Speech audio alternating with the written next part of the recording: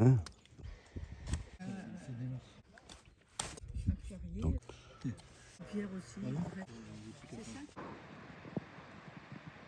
dans la greffe, il y a toujours deux parties, la partie racinaire, porte-greffe, et puis le rameau.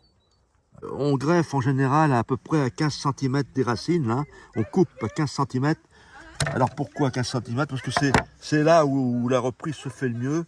Hein. La sève va monter assez rapidement dans le greffon.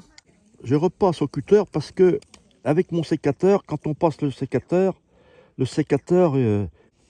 a pressé l'écorce, ce qui est mauvais. Donc, il vaut mieux repasser au... Hein, voilà, ça fait une coupe plus fine. Bon. Là, on va faire une petite entaille, hein, environ 2 cm de hauteur. Voilà. Ici, on a une petite... dans l'écorce, il y a une petite couche verte, on la voit à peine, qu'on appelle le cambium. Donc, c'est cette couche-là qu'on doit mettre en contact avec le cambium du greffon. À partir du tiers de la hauteur, je vais faire une entaille.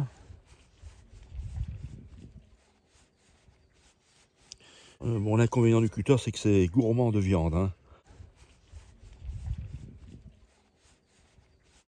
Maintenant, je vais choisir un greffon.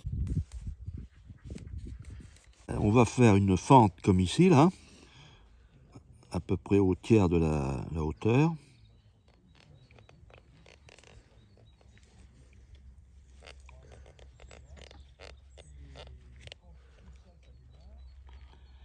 Voilà.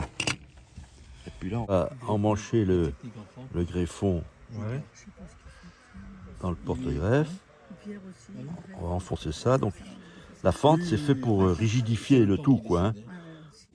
Une fois que c'est fixé, hein, donc là, on a mis les cambiums en liaison.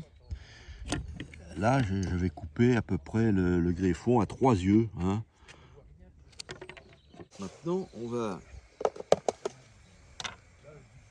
assurer la liaison entre le porte-greffe avec un caoutchouc.